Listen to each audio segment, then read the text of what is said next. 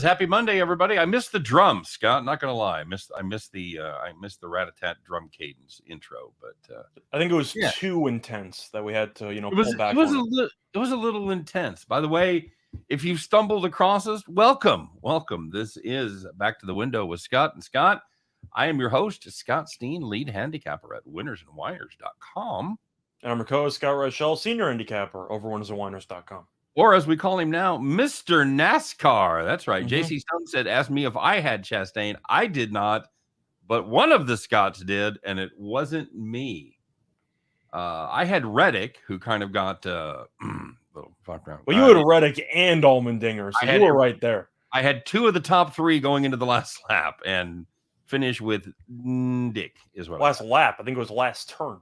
Yeah, right. Very good. The Kansas Jayhawks come out second half strong, like Will Smith slapped Chris Rock. Scott, the over-under on the Will Smith reference was 90 seconds. Congratulations to everybody that bet the under. Well done. Yep. Well done. Didn't take too long. By the way, back to Chastain. 40-1 on Caesars. I said it was an auto bet, pun intended, because it was about 25-1 everywhere else. Caesars was drunk. I believe the line closed on Chastain at about 15-1. So it overcorrected.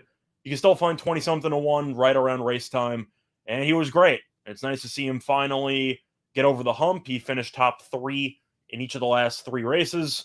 And he did a great job. So props to him. And yeah, nice hit by me. Very nice. Well done indeed. James Mount says, what's good today, gents? And then he says, good afternoon. So it's like he's typing and went, oh, fuck, I better say hi. So what's up, James?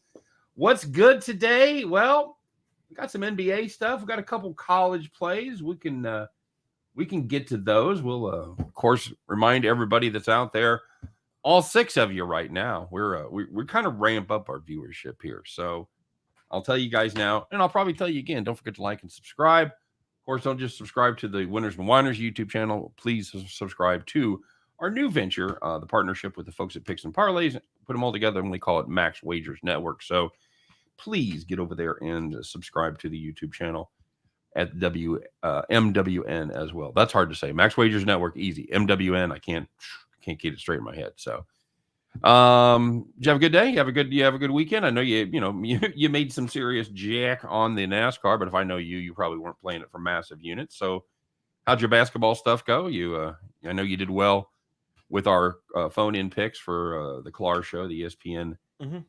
Denver show. You did well there. How'd you do on the Final Four stuff, on the Elite 8 stuff? Overall, didn't really have much action, to be honest. I was kind of just enjoying it. See, I was kind of torn over the weekend because of the fact that I root for North Carolina, but I do appreciate a good underdog story. But North Carolina's in the Final Four now, so I guess I can't be too mad. Right. Do I think Duke's going to kill them? Probably. But, I'm still happy my team's one of the last teams remaining. My main takeaway, though, from the Elite 8 and everything, pretty underwhelming, wasn't it? Yeah, not a lot of excitement, not a lot of. I mean, the only close game was the Houston-Villanova game, and that game had the winner at 50 points. Fuck, that was just brutal. That was I didn't watch any of it. I was watching the UFC card. There's actually another nice hit I had. I had a fighter, forgot his name, a Russian guy, to win by second-round submission at 8-1, and he won by second-round submission. Nice. So that worked out well too. But if only I parlayed that with Chastain. But either way, weekend long shots would have been a huge parlay there. But it was really a terrible college basketball weekend. You had the nice St. Peter's upset against Purdue, which I know you had a piece of, which was nice. I did indeed. Besides that, every other game, the North Carolina UCLA game was good. That was pretty much it, wasn't it? Yeah. I kind of enjoyed. I enjoyed watching the Kansas game, just because it was such a dichotomy between the first half and the second half. They just 47-15 in the second half. Dominated. I had Will Smith in the first round, says Bronco Devil. I tweeted that right after it happened. I said, how many people had Smith first round submission? So he didn't get anything. Chris Rock ate it. It might be a 10-9 on the scorecards, but Rock was still standing. What I'm saying. Oh yeah, that's why I didn't put knockout, because he ate it like a champ. I guess we got to talk about that, huh? I guess. I don't know if there's really much to talk about. It's not really sports news, but it is news. It's all we stand on the precipice of nuclear annihilation from the closest we've been in 60 years, and let's fucking talk about Chris Rock and Will Smith. I don't know, man. I thought the funniest part, I thought the strangest part of that, Scott, was it didn't piss him off initially. He was laughing his ass off. Oh no, that's kind of goes into my point, is that Will Smith, of course, was made the ass of the evening, so to speak, because he's the one that people are going to remember for acting immaturely during Yeah. the situation. However, I'm completely blaming Jada Smith for what transpired, right? I think you kind of have to. I think that's, she looks like she kind of put it on him. So, like Rock said, he got hit by Ali and is still standing. I thought that was one of the better tweets. Boom on yeah. And there were some good tweets, by the way, Scott. It was a glorious. It was the golden age of Twitter. About 10 minutes. Yeah, I think that was one of the best Twitter nights we've had. But JC, I don't know, because you can say there's nothing more humiliating than being slapped by another guy. I thought Chris Rock ended up the winner in that whole situation. Yeah. He handled that with a lot of professionalism, and I kind of appreciate that. So you can make an argument that it was humiliating. I think Will Smith got more humiliated than Chris Rock out of the whole thing in hindsight. It was a weird vibe. It was a weird vibe for the rest of the presentation of that category, obviously. I watched none of it, so that was the only thing that I really know about. I was there. I told you before the show, I went over to my son's house. Him and his girlfriend had a really cool Oscar party with like decorations and fucking movie themed snacks. It was a blast, and filled out our brackets, of course. And well, not a bracket, but the You Oscar. did pretty well though in the questionnaire. I did. I cheated. I looked at the odds. So. No, you didn't cheat. You used proper resources. That's right. That's right. So, but congratulations to my daughter who actually won. She did actual research, while I just looked at the odds, and I decided to tank a couple, and there were 4 categories that weren't listed by odds, and those 6 ended up screwing me. I think she had 19, I had 18 of the 23, right? So, were there any upsets to speak of? Because I'm pretty sure it was mostly chalk. It was mostly chalk. There was a couple where it came down to that was like 1 or 2 of my misses where there was pretty much co-favorites, but there was no huge upsets or anything. I bet on some award shows every now and then. I didn't bet on the Oscars because I haven't watched any of the movies this year. I thought Coda was going to win, so that didn't surprise me. Right. And truth is, I thought Will Smith was basically a lock for King Richard. He was the biggest lock of the night. That and one of the technical categories for Dune. They were both minus 4,000. Yeah, minus 600 though for Richard. That should have been like 2,000. Yeah, it was. I saw kind of an unusual year for me. I told you I saw 3 of the movies on the list, which is a lot for me. It's 3 more than I did. But one thing COVID made me realize, like, I barely go to movie theaters anymore. Like, I just don't bother. And some of that was COVID because everyone was at home. It's also involved with like streaming services now because a lot of movie companies and everything like that just stream straight to your cable provider, or like you can get HBO Go or some type of Cinemax thing or Showtime thing. So a lot of people don't even go to theaters anymore. But I was the kind of person who would go to theaters for the actual event or whatever. Mm-hmm. And I guess COVID just kind of taught me I don't really care. Like, I just found other stuff that I pay attention to. I kind of fell out on movies. Now, of course, I'll still watch a good one every now and then. But for recent movies, I have so many old classic movies I'm catching up on. I don't have time to catch up on the new ones. I get that. Will Smith is lucky last night that he didn't get stomped. Chris Cockback. Yeah. I kind of thought the same thing. Of course, you have to remember, there is a huge size differential between those two guys. Yeah. Chris Rock's tiny, little dude, 5'5", not quite Prince size, but he's small. So, was that a Will Smith joke? No, I'm just saying. Prince, Fresh Prince. No, not the Fresh. No, that was just you meant the actual Prince. Okay, you had a chance there, for a double entendre. I know. I let it pass. That's okay. I think they expect better from us than that, Scott. Do that? Bronco Devil says we bootleg everything. There you go. I mean, you don't even have to do that. I mean, I got to tell you, I'm not gonna lie, I had a site and it went away where I could watch first run movies. For me, the only takeaway that I had was that I thought Will Smith, of course, was portrayed in a poor light, but I blame Jada for the whole situation. So you can read into that how you want, but I feel like that's a pretty accurate way to read into it because let's just say initially Will Smith thought it was funny. The main takeaway I also had from the joke, I didn't know there was a J.I. Jane movie. When did that happen? You never saw that with Demi Moore? No. Not a great movie, but man, she's in great shape. Was that recent? Holy shit. No, probably 20 years ago. Okay, that's what I was gonna say. I'm like, is that a new movie? Like Demi Moore. I'm like, she's doing action movies now. She is not. She didn't do many, but she did that one, and it was Okay. it Good was all- actress. Yeah. Flickster, dude. I'm not gonna. I don't want to get myself into a trouble, but We're not throwing out any names here. one of those I understand doesn't work anymore. So, anyway, it's good to be here with you guys. As always, we thank you for stopping by. Of course, we'll get to the sports. I just think everybody was talking about it, and he's done a couple sports movies with Ali and everything. I thought that was one of the better tweets. Is I guess we found out why Will Smith didn't win an Oscar for Ali. That was a good one. I originally thought it was a punch. I mean, you can say it was a slap, and I know there's some guys in the comment section like, guys, you got a bitch slapped it. That wasn't a bitch slap. That was a There were pretty some good, really good paper covers rock jokes there on Twitter, Yep. though. Yep, that was solid. Good that stuff. was solid as well. So, she was bald, Jerry. Mhm. Nice Seinfeld pull. We always give bonus credits for a fucking Seinfeld pull. So, Wrong. I was bald. is it real? Yes. I thought it was believe fake real. initially, but the more it's marinated and the more the reactions have come out, it did seem to be a bit real. I thought initially, the ratings for this thing are always terrible. You do whatever you can. The reactions and everything did seem like it was there was just way too many people that gave genuine reactions, and I don't trust that many people to be actually good at acting. So no, I think it was actually genuine. I'm going to tell you something, and for part of my life, I worked in Hollywood. I guess I wasn't exactly a Hollywood elite, but whatever. You were on the scene. I was on the scene. Sure. I had a cup of coffee. I had a cup of coffee in the bigs. But anyway, I will say this. Hollywood has no interest in fucking reaching out to middle America or the political middle or whatever you want to define it as. Just no.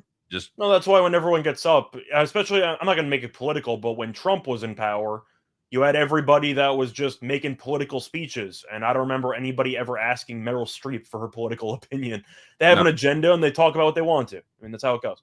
Yeah, it is. And it just, and my family skews, some of my family skews pretty liberal. And I offered some opinions last night that weren't particularly appreciated. And, they are. Again, we've got to find some fucking middle ground, guys. I think that was also Pacino who said something, but the point is that Pacino absolutely said something. It's basically an echo chamber. I mean, it's just a bunch of people in Hollywood, regardless of party, mostly Democrat. I don't really care. But the point is, they say what other people basically want to hear and feel the same way, and they're just going to say it no matter what. I mean, it's a good point by James. They live in a bubble. I mean, I said echo chamber. It's the same idea. They do live in a bubble. Most of the writers come from East Coast Ivy League schools. A lot of Harvard writers write comedy, obviously, and a lot of the drama writers.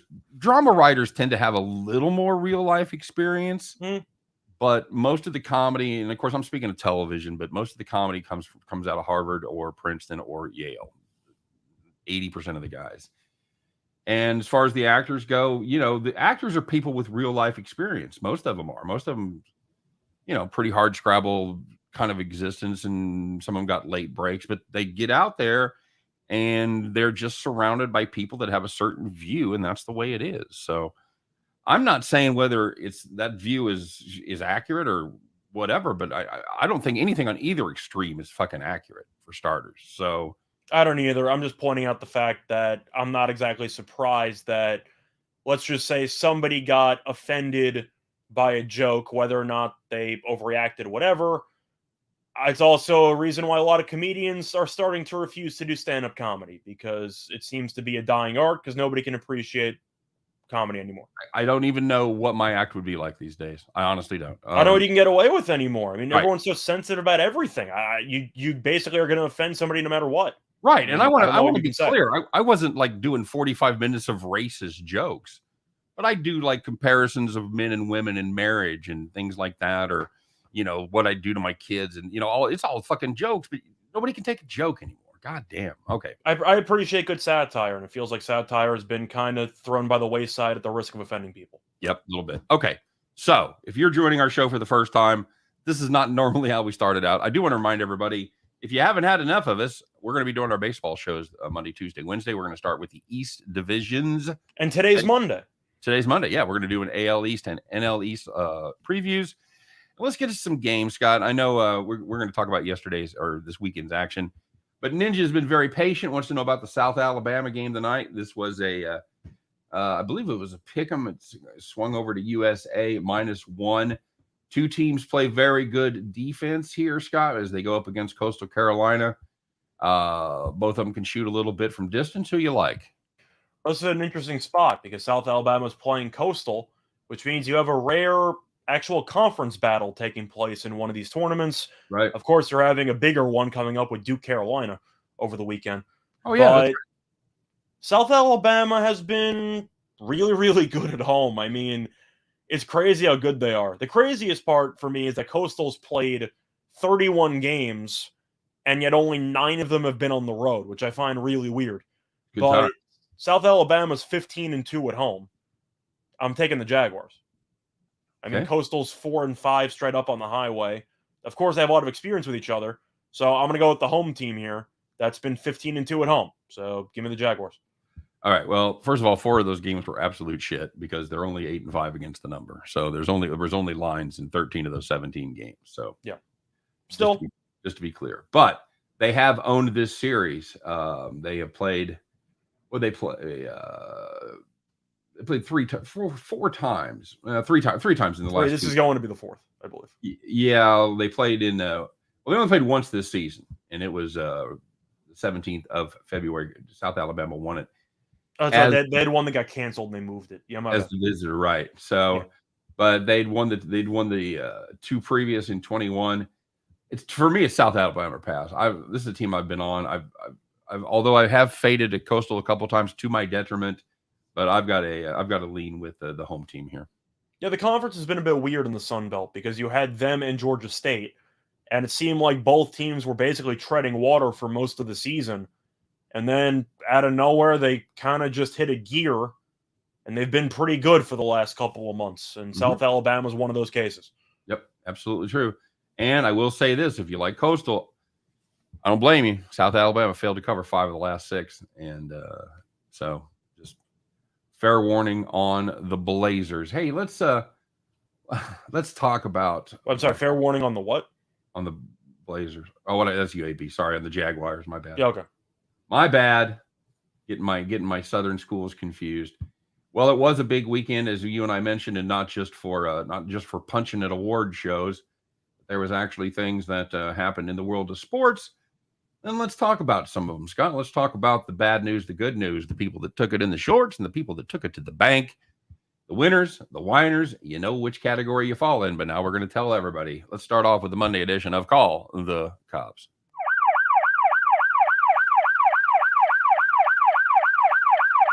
All right, very good. We're going to start it off. You know what we do here. We're going to start it off in the NBA. If you had the Lakers +4 against the Pelicans, the Lakers, a rare good game, or at least a rare good first half, as they led by 20. Lakers said, we don't really know how to play 2 good halves. And they didn't. They got outscored 67-39 in the second half. That's 28. By the way, they lose by 8. If you had +4, bye-bye. That is just a distant memory. Call the cops on Showtime, would you? The Lakers are in free fall, and of course, LeBron hurt his ankle last night again. So, yeah, not exactly a good situation going on there. But if you had some spring training baseball, Dodgers, I bet it's the Dodgers. Yeah, we don't judge. If you had the White Sox and the Dodgers over the Dodgers 3 in a row, over 9.5. No, you had 9 runs in the first 5 innings. Pound the under. The game ended 9-0. Not exactly ideal when you have a bunch of single-A pitchers trying to fight for maybe some promotion or maybe even a miracle roster spot or so. But 0 runs in the final 4 innings of a game when you're also getting the bottom of the 9th because the White Sox were the road team. That's pretty rough. Absolutely brutal. Again, the Dodgers have been here 3 times in a row.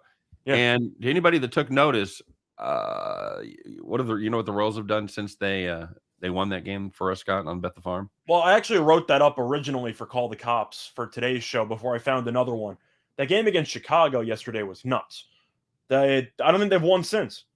They have not. They've lost 3 straight. Not our problem. No. Well, we did. I did kind of say, you ought to look into taking the Royals like every game because they. I think they were up like, what were they up 9-4 yesterday? They were up 10-4, I think, and the Cubs scored like 9 unanswered or something. Yeah, it was brutal. Just fucking brutal. So, finally, heading to the world of hockey on the frozen pond. If you had the Panthers Maple Leafs under 6.5 goals, had 6 goals with less than a minute left. Toronto scored an empty netter with 0.4 remaining. Congratulations. That was a meaningless goal, Scott. Oh, no, it wasn't because the game landed 7. Show note, I actually had that clip located and tried to download it into our system. And for some reason, I was using the ESPN clip and it did not like that. So I was gonna show that clip because it was like the length of the ice. It was brutal.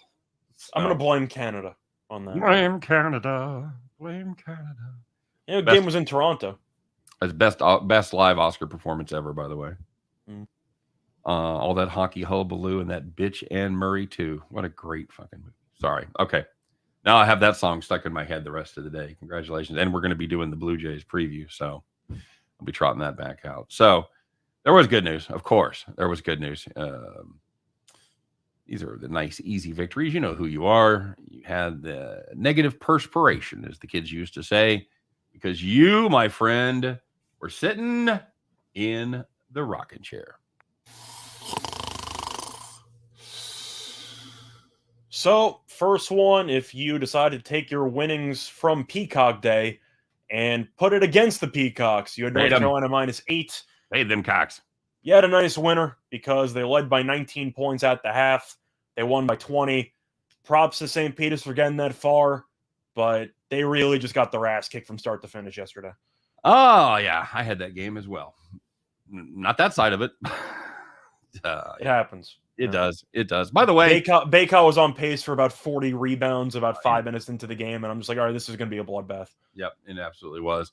By the way, if you guys were looking for my video yesterday, apologies. I got home from the Oscar party and found the sick dog. The dog had expressed his anger and not being included in the family plans by chewing up a blanket and swallowing a good portion of it. So we got to take him to the 24-hour vet, as you might guess, very reasonably priced for the services at 2:00 in the morning. So yeah, sorry about the no video, guys. I will try to have the capper of the day stuff lined up for tomorrow's video or tonight's video, whatever you look at. So Scott started to get some people stop by when we're doing the video there at late at night. Kind of fun. Yeah. All right, let's go to more basketball, shall we? NBA. If you had the Celtics -6.5 against the T-Wolves, no problem at all. No problem at all. They led by 23 at halftime. They won by 22. Congratulations. Oh, God, you got to be an idiot to fade that fucking Celtics team right now, huh, Scott? Yeah, we'll talk about that later. All right, here we go. Finish it up, buddy. Well, if you had the Coyotes and the Jets under 6.5, there's only 1 goal in the first 2 periods combined. Game went to overtime, but of course, you needed a lot more than 1 goal in overtime, which can't happen. Game landed 3. Yep. You're Jet for life, unless you get traded, and you're not a Jet anymore. All right, finally, Scott, we got to talk about this, man. This is just fucking next level shit right here. It is the Monday version. We don't do it every day, but we do it today, and we're gonna find out who they didn't make us mad, but we were definitely disappointed.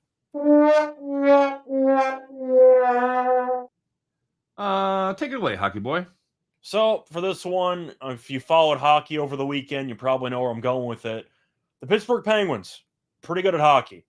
Detroit Red Wings, not very good at hockey. You might remember earlier this season, they had a crazy game against Toronto, in which I believe they gave up 10 goals, if I'm not mistaken. I believe that is correct. The Red Wings decided, you know what, we can possibly do better, or worse, depending on how you look at it, because Pittsburgh scored 11 goals yesterday. 11. And Detroit lost 11-2. How do you give up 11 goals in a hockey game? About four a period, I guess. Did the goalie take a coffee break for a period and a half? Or what happened? What do you do? Because, you know, they like to pull the goalie in the NHL when they give up 4 or 5 goals. So you pull that guy. The other guy comes in and sucks. What the fuck are you doing now? Well, the original goalie gave up, I believe it was 7 goals on 25 shots. Oh, nice. And then the backup goalie came in. He gave up 4 goals, so he didn't do much better. Is it like baseball where you bring in like a winger to play? Are there any Zamboni drivers you could bring in to play goalie for first a thought, period or obviously. something? But yeah, I mean, like, do they bring in some kind of left right winger to put in goal for the last 5 minutes of the game, like they bring in the outfielder to pitch? Like, fuck. 11 goals though. Brutal. That is ridiculous. Well, congratulations if you had the Penguins minus 8.5. Yeah, you were sitting in the rocking chair. If you had the team total over 10.5, hell of a game. Hell of a game for you. It's a shame there's no correlated parlays there. So that's the weekend worth of action. Mighty Ducks in goalie, very good. I don't disagree with that, David. I think one of the hindsight parts of watching the Mighty Ducks again, Goldberg, really, really bad goalie. Really, really bad. I don't believe I've ever seen the Mighty Ducks. I got to be honest. Really? You've never seen the Mighty Ducks? I've not. You've had kids. I feel like that's a classic kids movie. Yeah, it is. Yeah, Angels in the outfield, Little Big League, all that shit. Seen that, but for some reason, just never saw the Mighty Ducks. Nathan Cerna says, "Do we like the Thunderbirds today? Plus 10, Fresno State." I'll tell you what. I actually do. Fresno State, that line has gotten pounded, buddy. What's it at now? It's at 8 now, I think. 7. Well, I know it was 10 last night. I'm pretty sure it's at 7 right now. Oh, so it's gone the other way. My bad. I thought this started 7.5 and gone up. No, it's now at 7. So people getting on Southern Utah. There you go. I like Southern Utah against Portland, which I gave out on the Clar ESPN thing. Also, I liked them against UTEP a couple days ago. They ended up winning that one outright as a dog. Thunderbirds are pretty good, and we had a question about them going into the actual tournament, if their best player was going to return or not. He has, and they've looked pretty good. So I actually like Southern Utah because they can actually score the ball. Well, I'll tell you what, this Fresno State team, we talked about them. They're second slowest team in the country, next to Virginia, and their defense has been outstanding. I believe they had top 10 defense, at least top for most of the year. Recently, not so much. That was the point I was going to make. They haven't. That defense hasn't showed up in the 2 tournament games. They've given up 145 points. So they gave up 74 to Eastern Washington and 71 to Youngstown State. Jesus Christ, come on, guys! It's the Penguins. So yeah, and even before that, they played a 99-point game against San Diego State. But good God, you talk about somebody make a shot, please. The Aztecs are even more intense than that. Fresno State at their bad shooting, but I don't want any part of laying points with Fresno right now. They haven't covered their last 4 games, including both the tournament games. And if you like recent form, you got to take the Thunderbirds. They've won and covered 5 of their last 6. So yeah, fuck yeah, give me all the points you can eat right there. I'll take it. Yeah, I agree. All right, very good. Fresno State under 139.5. No, I wouldn't even touch that. I don't. I think it's possible Southern Utah puts up 77 to 80. They could. I mean, the thing is, Fresno State had an identity, and they stuck to it the entire season. And then it appears right around, really, after they lost to San Diego State in the conference tournament. Mm-hmm. I don't want to say defense has gone out the window, but the intensity just hasn't been there. Yeah, very good. JC Stone, knowing who to ask. Poland or Sweden? Winner headed into the World Cup. Loser waiting 4 more years. Are you asking who I think is going to advance or who I think is going to win in regulation? Because for these type of games where loser goes home, I don't mind betting draw if you think it potentially goes to extra time and you might end up needing an actual decisive penalty shootout situation, whatever. Are you asking about advancing or are you asking about if I had to bet on the 3-way line? Well, since we don't know, give your opinions on both. Well, Poland has a lot more offensive firepower. Defensively, they're not great, but Lewandowski, we know, is a fantastic actual goal scorer. And Sweden is mostly a defensive team at this point. Of course, Ibrahimovic doesn't play for them anymore, so they're not exactly as offensively potent as they used to be. Still a decent team, though. They got some decent players, but I'd say I think Poland's going to advance in the end. I don't mind a plus price on draw, though, because when both teams need to win, that also means both teams can't afford to lose. And I expect to see a lot of tight play throughout the majority of this game. My God, what happens when it's I don't have from you. Fuck, I don't know. Well, I mean, that's good just on theory, though. When you have a situation where both teams need to win, even in hockey, one of them's going to win. No, but what do you see? You usually see a very close game that might go to overtime because they both need to win. They both don't want to make any mistakes. I would say that. I mean, having a passing knowledge of soccer, I would say that they probably play a more defensive game with less attacking in the what do you call it? What do you call it? The forecourt? It's not the forecourt. What do you call it? Upfield? What is it? Hey, upfield. The offensive end. Yeah, that works.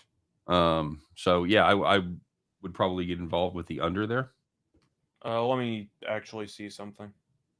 What's the? You're looking JC's telling me Ibra's back. I wasn't aware he was back on Sweden. I thought they left him off the team. Let me check for a sec. I've heard they have some Ukrainians on the team. I'm assuming he's talking about Poland. Do you know if that's accurate or not? Could be. Okay. Yeah, according to projected lineups, I don't see Ibra in the projected starting lineup. So, are you sure he's back? Is he a sub at this point? All right. There you go. Yeah, as far as I remember, I don't remember Ibra being in the actual starting lineup. But yeah. I like Sweden a lot more when Ibra actually played a lot because he was like my favorite player for a couple of years. But I'm assuming Poland's going to advance, but I don't mind taking plus money on a draw. Okay, very good. By the way, I reached out to Chris K to do our baseball show. I reached out like 10 minutes before our show started. I didn't give him much notice, but you know where he is? He's at the vet. Cat had extinction. So it's a bad day for 2:30. You have a pet, Scott? I do not. Good thing. James Mount says it was a bad joke. Oh, sorry. Okay. Yeah. I'm taking a travel time. Duke will advance the national championship game where Coach K will cut down the net, says Nathan Cerna. I mean, we can talk briefly about the opening lines for the Final Four games. I think Duke should be favored by more, and I think Kansas should be favored by more. For Villanova, I actually thought they would potentially win the game. Then Moore got injured, and Moore's one of their best players. He's out for the rest of the tournament. They can't score. If you've watched Villanova play, they've won games, but damn offensively, they're awful. So Kansas, I think, just has too much size. I think they have too much depth. I think Kansas should win. Of course, you got Jay Wright against Bill Self, which is kind of the equalizer. But on paper, with Moore being out, Kansas really should win that game relatively easily. And I know North Carolina beat Duke in the most recent meeting. Mm-hmm. Duke won the first game by 30. I think Duke's the better team. North Carolina, I'm impressed with how the guards have played, but they rely on so many bailout jump shots by Love and by Davis. And Manick's been really good from three as well. I just think Duke's a little bit too deep. You could argue motivation angle. I know both teams are in the Final Four, so they're both obviously motivated. But Duke, of course, is, let's just say, a little bit chippy after losing the final home game of the season. So I think Duke should win by more than 4. I think Kansas should also win by more than 4. I like the favorites, but I do think the line should be a bit higher. I think Kansas should be closer to 6. You? Yeah, I'm with you. I'm a lot more. Although, again, this is a Villanova team. You look at them on paper, you're like, I got to fade this team. And I like the under. And then they go out and whoop your ass. You like the under 132.5? I kind of have to, right? I know Villanova's going to score 60. Yeah, I don't. I mean, Kansas put the clamps down on Miami. Miami's offense was pretty good going in. I know it's a low total and all, but Villanova defensively is really good. And offensively, Villanova's not great. I think that total seems a bit high. That kid from Oklahoma rolls his joints all right. No, the kid, the McGuster? McGusty. Kid couldn't miss in the Guster's a band. Sorry. Yeah. Kid couldn't miss in the first half. Couldn't fucking miss. Patrick Dunlap says, I agree. The lines will probably move to 5. I don't know. I think there could be enough East Coast Villanova money come in to keep that one. I don't think so. You think I think if there was money coming on anybody, I think it'd be North Carolina. For an underdog, just because of the fact that it's a rivalry game. Yeah. They just won the recent meeting. Yeah. A lot of people, I'm sure, are betting on Coach K to win. I don't know if they're betting on Coach K to cover. But Villanova, I think, would get East Coast bias. But with the injuries, I got to assume sharp money is going to pound Villanova leading up to the game. Pound Kansas leading up to the game. I don't think you're going to see 5 until maybe Thursday. I think it's possible it gets to 5 on Thursday. I think before that you're gonna have a little bit of evenly split money. If I was asking you though, where you think sharp money is going to come from on the games, I think the favorite in the clubhouse would be Kansas, just based on the injury concerns and the fact that Kansas defensively really hit another gear. Yeah, in the second half against Miami. So I do think you'll see a lot of sharp money and public money on Kansas. Maybe some late buyback on Nova. Duke, Carolina, I think there'll be more Duke money, but I think it'll be closer to 50-50. I just expect an avalanche of Kansas money. Okay. All right, we'll see how that goes. Somebody asking us if we're going to do a Masters show. I mean, I pulled off a miracle picking Burns a couple weeks ago. I don't know how many I got in me. Excellent. That's a week from this weekend. For a week from this week starts a week from Thursday. Mm-hmm. Yeah, we might. We'll be done with baseball. We'll be done with wrestling. At least I'm just waiting for Tiger Woods' son to start playing competitively, and I'll just bet him every time. Bronco Devil said I take the points or tease it. Yeah, I'm thinking about that as well. Yeah, Scott, did you get any NBA props? I know we talked a little bit when we were setting up farm. If there was anything that you liked. Well, I was torn between a couple that I thought about giving out for play today. I was looking at Trae Young. I'm not sure if I liked points or assists though, because he's played Indiana 3 times this season. He's averaging like 38 points per game. Right. But he's also an assist magnet, and we know that Indiana defensively is an absolute disaster. The assists are at 10.5, which seem high. It's really not, based on how he's played recently. But I was a little bit torn because Young has been so good offensively, just scoring the ball. I don't necessarily mind points and assists for Trae Young. I think that he should have a pretty big game there. Besides that, what else do I like? What else do I like? I'm thinking of if you want to bet on awful basketball, you have Oklahoma City taking on Portland. Woohoo! I don't mind Trey Mann over in points because Shea's not playing. And who else is going to do anything offensively? Trey Mann's actually been pretty good recently, pretty good three-point shooter. I know that Pokusevski takes a lot of shots, and none of them go in, but he takes a lot of shots. I think Trey Mann should have a pretty big night. So if you want to look for a dark horse prop, I don't mind him. Davion Mitchell for Sacramento has been really good recently. Miami's been supposedly good defensively, but recently they've been a disaster. But Davion Mitchell has been pretty good, so maybe look into him as well. But that Trey Mann prop I do like, because Portland we know is terrible defensively, and we know that without Shai Gilgeous-Alexander, somebody else is going to have to handle the ball. I think Mann gets a bunch of shots off. I think his point total is probably too low. 1777 memorabilia is in the house, and he brings up an excellent question. Will Jay Wright own Bill Self once again? This is a Kansas team that hasn't had the best of luck against Villanova. In fact, last 25 years, they are 7-1 against the Jayhawks, including owning them recently. Scott, how do you feel about that? That's the point that I mentioned. I said the only thing that really people have for an argument about taking Villanova is Jay Wright going to coach circles around Bill Self? And it wouldn't be that surprising if that happens. I think Jay Wright, I said a week ago, is the best coach in all college basketball. And I don't think it's really close. But I have to look at the talent on paper and the fact that even though Kansas usually chokes, they're in the Final Four.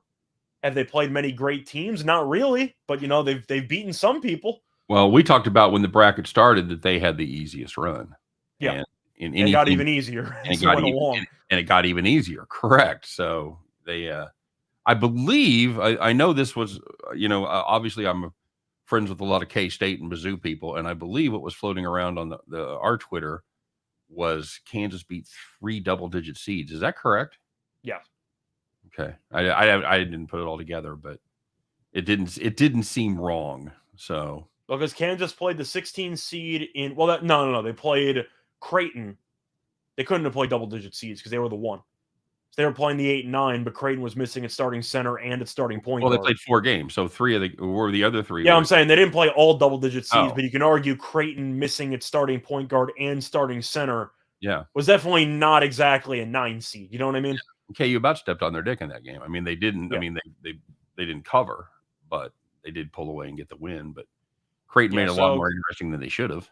I mean, Kansas had an easy schedule, but am I supposed to blame Kansas for that? It's not their problem. Right. And 1777 brings up what we were talking about. Nova only uses 7 players. One of them's out. So, and now you got foul trouble concerns as well. Yep, absolutely true. Nathan says, I'm feeling the Dodgers and Guardians day. And I got to be honest, man. I have not looked at preseason baseball. We looked at the Royals for like one game. That's basically it. I know the Yankees, for the most part, have been pretty underwhelming in spring training. Yep. Nathan says Kansas has the size and the girth against Villanova. Mm-hmm. It's all about the girth, Scott. All about the girth. Oh, man. So which of those 4 teams is the most surprising to you to end up in the Final Four? Based on going into the tournament? Mm-hmm. I think it's got to be Carolina. Okay. I mean, not just because they're an 8 seed, but because I root for North Carolina, and this team lost by 30 to Virginia Tech in the ACC tournament. Now, I know Duke also lost to Virginia Tech in the ACC tournament, but Carolina got run out of the gym. They lost by about 30. They looked very underwhelming. They were on the bubble before the Duke game that they won in Cameron Indoor. They were almost not in the field, and they had to play Baylor in the second round, which, of course, I know it's a weaker 1 seed because of the injuries, but they were still facing off against the 1 seed. They got lucky they played a 15 seed in the Elite 8, but the answer is North Carolina because you're looking at Duke. They had expectations. I didn't think they were very good. The truth is, the reason why Duke's been really good recently has been Roach. Roach has just been fantastic the entire tournament. Yep. But Kansas, I'm not surprised by at all because they had an easy section, and I thought they were actually really good. Mm-hmm. Villanova finds a way because Wright's such a good coach. The answer is North Carolina. Okay. Brings up 1777 brings up another good point. 2 versus 8 minus 4. 1 versus 2, 4.5. Yeah. It just shows you how nuts that how much recency bias plays in. Mm-hmm. Bronco Devil. I don't know if this is an official number. I mean, if you've got a look ahead number on potential matchups, I haven't checked it out, but he says UNC plus 8 against Kansas. Well, he said he's teasing it. So he's taking a 4-point teaser on both teams. Oh, okay. I got you. All right, there you go. He's doing a crisscross, Scott. The whole game's going to come down to, can North Carolina hit enough threes against Duke's zone in the second half? Because Duke defensively was underwhelming, which I've criticized them for. And it seems like they've really taken the approach of using man in the first half and then using zone in the second half. And the zone has given teams a bunch of fits the entire tournament. So that's the takeaway I have for the most part. Agreed. Now, Carolina can shoot. So the argument is, can Manick, Love, and Davis make enough outside shots to basically force Duke to get out of the zone or just to exploit the zone? I don't know. Because a lot of Love shots that he takes, I can say they're great possessions. He just makes a bunch of shots from the parking lot. Yep, he really does. He bails them out time and time again. Nathan says, I believe they are all deserving. I'm questioning the spread. I believe UNC will keep it close first half. Dukie's pull away in the second half. That's not a bad analysis right there at all. I don't hate it. If you want to play once again, if I was picking one dog out of those 2 games, I would pick Carolina. Because with the injuries and the lack of athleticism, I know Jay Wright's the better coach. Kansas really should win that game by like 10. They really should. Now, now can they jack around like they did in the first half and for 2 halves? Yeah, it's certainly possible. Yeah. Certainly possible. But yeah, that's a huge fucking ding when you play a short rotation like that. Of course, a lot of teams shorten the rotation when comes tournament time. Mm-hmm. Teams that you consistently use 8, 9, 10 guys will use 7 in the tournament. But we know Kansas is also very aggressive, whether it's McCormick, whether it's going to be Agbaji, whether it's going to be Martin. They go to the basket a lot. So the point is, if Villanova, and let's just say Gillespie picks up 2 fouls in the first 12 minutes, are they screwed? Kinda. They're in a lot of trouble. Miami played their big man there with 4 fouls yesterday in the second half, and it didn't work out as he picked up his. They didn't have a choice. 5th one. Yeah, I know. That's exactly the scenario I'm talking about. Is that what you come down to something like that where, you got 9 minutes left. Somebody's playing with, Gillespie in your scenario is playing with 4 fouls. and that certainly gives Kansas an advantage. Not even talking about the foul out potential, just the he's got to lighten up on the defensive end. And that's Gillespie. I don't even mean the other big men. You can talk about Dixon or anybody, because when you have to deal with McCormick and company, and you have to use backup walk-on centers or guys who haven't played, that's also a massive disadvantage. Yep. This is a terrible time to live in Kansas City too if you're not a KU fan. This is all you fucking hear. It's like, it's like the Chiefs going to the Super Bowl or some shit, except it's the team you hate. So Coach K does something special at the halftime. Like, I don't know what that means. He switches his own defense. Yeah, that's what he does. I mean, that's basically been the story of the second half of the tournament. Well, as it stands right now, and I don't hold me to this, but I've got both favorites to cover. I think they both take care of business. I think they do as well. But if you're asking me which side I think you'll see more money on, I think Kansas will be the most bet team leading up to the games. Could be. Says Nova likes to kill the tempo. Yes, that indeed they do. Play half court. They also can't score. So that's why I like the under. Because Villanova's not going to go up tempo shorthanded. But so they're going to try to kill the pace. But I mean, damn, man, Moore's one of your best offensive players. I just would feel so much better if this was like 136. I just hate that 132 and a half. Do you like Villanova team total under? Yeah, I don't hate that. I'd probably lean more towards that than I would. Because like I said, I think Kansas could put up 75 plus. So they could. I'm not sure Villanova's going to get to 60. Yeah, I know. I get it. But, even if they don't, even if they get to 59, KU gets mid-70s. Yeah. You're still beat. Mm-hmm. All right. Lightfoot is a baller. That dunk he did against Miami. Yeah. He's got quite the hops, that Lightfoot. I mean, he's been working on those hops with the coaching staff for about 9 years. Mitch Lightfoot, 37 years old. I don't know how many people knew that. But 37 years old, going for his first title. Absolutely. All-time leader in Kansas minutes, by the way. Oh, yeah, that's not surprising. I know, because he's been there for about 2 decades. But Kansas Final Four, 02, 12, 22. So get ready. He has about 7 Letterman jackets. Oh, man. I don't know. That's God bless him. I know guys that stayed in college 6 or 7 years and weren't fucking playing any sports. So when Kansas wins, I can't wait to do a Reichel. I told you so in a retweet. There you go. I mean, I didn't tweet anything out, so I'm just saying I think that Kansas is in a really great spot to make it back to the title game. 1777 memorabilia says all kinds of turnovers in the Miami Kansas game. It was like 2 games in one. It absolutely was like 2 games in one. Yeah. It was the McGusty game, and then it was the KU game. So I think that's the concern I have for Villanova as well, is that Kansas, especially defensively, they achieved a gear that I didn't know they had. Yeah. I know that Kansas was really good. I watched them beat Tech in the conference title game. Kansas impressed me. I had them in my Final Four. That's the only team I got right in my Final Four. But defensively, I didn't know they could do that.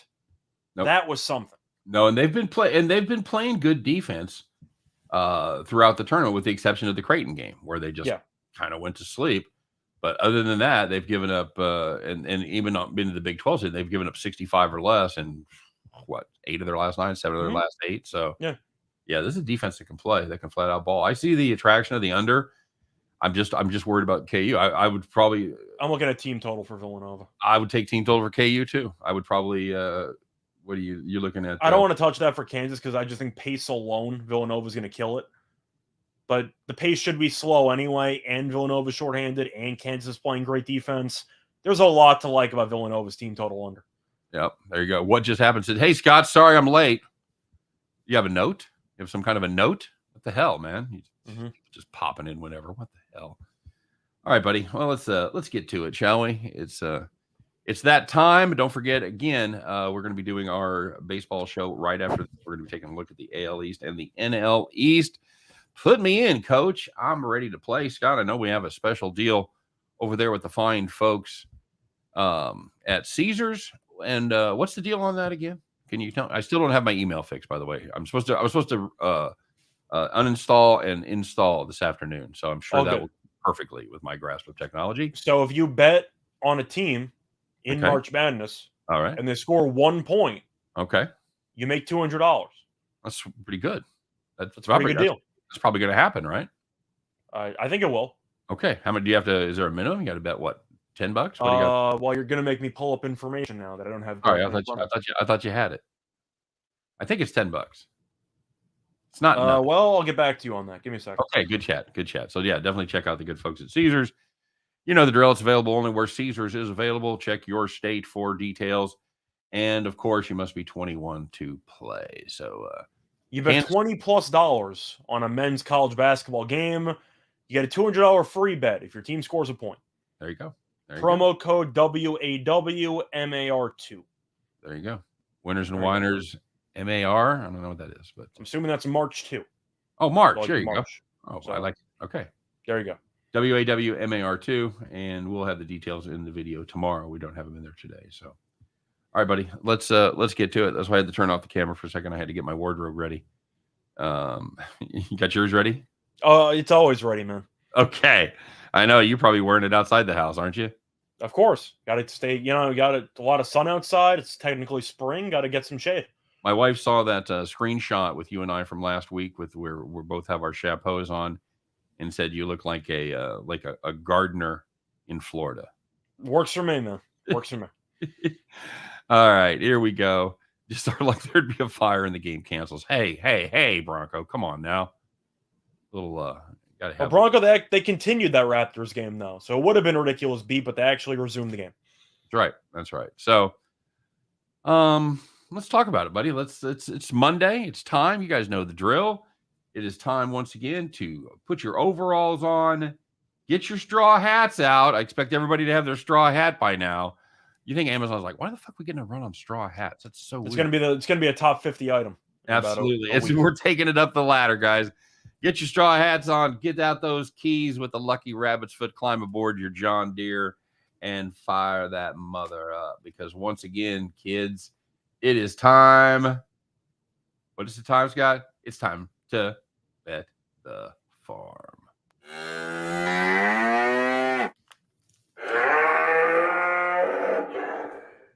All right. Hey, calm down there, Cash Cow. Calm down, Cash Cow. All right, here we go. I got to get my Gary Moore earpiece up there. God bless you if you're old enough to know who I'm talking about. Scott, I know we did have a bet the farm play on Friday. It would involve an NCAA tournament game. And how did that go? We had a player prop on Eater, our boy, to have over 9.5 points. Got fouled with 3 seconds left, hit both free throws, finished with 10. Never in doubt. Never a doubt.